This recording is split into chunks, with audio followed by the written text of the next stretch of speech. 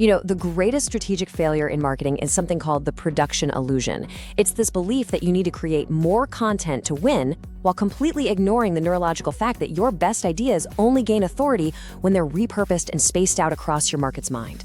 For years, we've been told to just feed the beast, right? To become a content machine. But today, we're going to dismantle that myth. We're going to build something way more powerful in its place, a system for turning one great idea into an infinite stream of traffic. So here's how we're going to break it all down. First, we'll expose the production illusion and the algorithm gating crisis that makes it so deadly right now. Then we'll build our solution, the infinite echo engine, and dive into the powerful psychology of pervasiveness that actually makes it tick. After that, we'll get practical with architecting for atomization, and finally, we'll look at the ultimate payoff, becoming an infrastructure. All right, let's start with the core problem. This is the thing that leads to so much burnout and so much wasted effort in marketing. It's a paradox that traps even the smartest teams out there, and it's called the production illusion. This right here, this is the lie that fuels all the chaos. The idea that if you just post more, film more, write more, you'll somehow magically break through the noise. We've all felt that pressure, haven't we? Staying up late just to get one more piece of content out the door, only to watch it basically disappear within hours. This belief, it's the single biggest obstacle to real growth. So let's put a formal definition on this. The production illusion is this deep-seated but totally flawed belief that the volume of new stuff you create is the key to success. We've been trained to think that if you're not constantly feeding the algorithm something fresh, you're going to get buried. But here's the thing. As we're about to see, new is very often the enemy of authority. This slide just lays it out so clearly, the two paths you can take. Over on the left, you've got the hamster wheel. It's simple, create, publish, and then your content dies a quiet death. It's a straight line to nowhere, and all it does is build what I like to call a noise factory. But on the right, you have the flywheel. Here, you create one powerful idea, you atomize it into dozens of pieces, and its impact actually compounds over time. The focus totally shifts from newness to pervasiveness, and that is what builds real authority. And this brings us to this really weird paradox of modern marketing. When you're stuck on that hamster wheel, the more you create, the less impact each individual piece actually has. You're not building a brand, you're just adding to the noise. Your absolute best ideas are failing, not because they're bad ideas, but because they're lonely. They exist for a single day and then poof, they're gone. So why is this whole production illusion so painful, especially right now? Well, the answer lies in this external force that completely changed the rules of the game. Let's talk about what I call the algorithm gating crisis. Now, this wasn't some slow, gentle shift. It was a seismic event. Around 2023, the major social platforms basically tore up the old social contract. They started severely limiting, or gating, the organic reach of posts, all while pushing their own native content and punishing links that take people off their platform. The game we all thought we were playing, it was suddenly over. Let's just put a number on this crisis so you can feel how severe it is. 2%. Let that sink in. If you have 100,000 followers, people who literally raise their hands and ask to hear from you, and you publish a post, on average, only 2,000 of them will even see it. Your ability to communicate is broken. Your content ROI has plummeted, not because your ideas got worse, but because the system is now designed to make you invisible. So this crisis forces us into a whole new way of thinking. The old model, it treated ideas like disposable news. You post it, it dies, and you're measured by how often you post. In today's world, that's a massive liability. The winning model treats ideas as durable assets. An asset works for you for months, maybe even years. The key insight here is you have to stop measuring post frequency and start measuring reach per asset.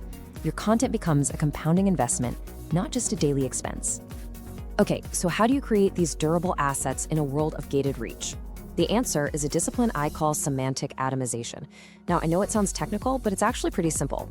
It's the strategic process of taking one large core idea and methodically breaking it down into dozens of smaller interconnected pieces. Quotes, charts, clips, threads, all of them designed for widespread distribution. It's how you make one idea feel like 100. This quote just nails the strategic shift perfectly. The market doesn't grant authority to the person who publishes the fastest, it grants it to the most pervasive voice. The smartest companies have already figured this out. They aren't working harder, they're making their content work harder for them. They get that one core message heard 10 different ways over 2 months is infinitely more powerful than 10 different messages heard only once. All right, now that we really understand the problem and the strategic shift we need to make, let's build the machine. This is the Infinite Echo Engine. It's the operational mechanism that powers the whole content distribution flywheel. So, this engine has 3 distinct, interconnected layers.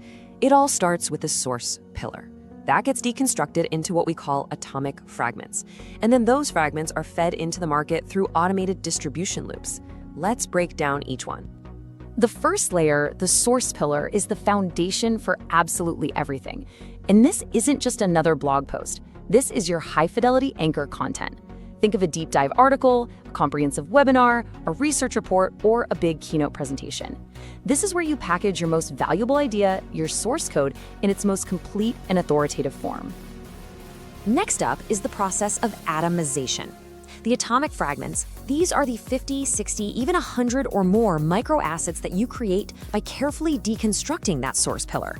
Every killer sentence becomes a quote card. Every data point becomes a chart. Every key section becomes a short video clip or a social media thread. This is the multiplication step, where one asset becomes many. And finally, the third layer is what makes this a true flywheel, the distribution loops. This is not about blasting everything out at once. It's an automated system that intelligently drip feeds those atomic fragments into the market over a long period of time. We're talking months, not days. For instance, you could use a social media scheduler to create an evergreen library of your fragments that gets recycled every 90 days. Or it could be an automated email sequence that delivers key insights from your pillar to new subscribers. This is what ensures your core idea stays pervasive and top of mind. So the strategic goal of this entire engine is actually really simple. It's to win the war of surface area. You are mathematically designing your brand to be seen everywhere without needing your team to work 24/7. You become omnipresent not through brute force, but through smart, recursive distribution. We've built the engine, but to really master it, we have to understand the psychological principles that make it so ridiculously effective. This isn't just some clever tactic. It's a strategy that's rooted in how the human brain actually works. So let's explore the why behind the flywheel's power. The main principle at play here is called the spacing effect, and this is a well-documented phenomenon in cognitive science. Our brains are biologically hardwired to better learn, recall, and most importantly, trust information that we're exposed to multiple times over spaced-out intervals. A single exposure is forgettable, but spaced repetition, that builds memory, and with memory comes belief. Now, this slide points out a really critical distinction. The flywheel doesn't work by just spamming people. That's repeating the exact same message in the exact same format way too often, which just activates our skepticism and gets super annoying. The flywheel educates. It delivers the same core idea, but in different formats. A quote, a chart, a video over time. This deactivates that skepticism filter. It doesn't feel like a sales pitch. It feels consistent, helpful, and authoritative. And this is the huge psychological payoff. When a brand or an idea shows up consistently and helpfully across different platforms and formats over time, the buyer's brain takes a shortcut. It starts to equate that pervasiveness with credibility and with truth. You're not just another voice in the crowd, you become the voice. And this gets reinforced by a second cognitive bias, the availability heuristic. Think about it. When someone finally experiences the pain point your product solves, they don't start a massive research project from scratch. Their brain defaults to whatever is most easily and readily available in their memory. And what's most available? The brand they've been seeing everywhere for the last 3 months. You win the sale before it even begins. The combined effect of the spacing effect and the availability heuristic is just profound. You create what I call a psychological moat around your brand. You are so familiar, so pervasive, and so consistently valuable that the customer simply assumes you are the default, the safest, and the most expert choice. Your competitors don't even enter their mind. Okay, so we understand the what and the why. Now let's get into the how. This next part is all about the practical framework for actually implementing the system and achieving mastery. There are 4 key steps to building and operating your own content distribution flywheel. First, you have to architect your content for atomization from the very beginning. Second, you engineer the process for pivoting formats. Third, you automate the distribution schedule.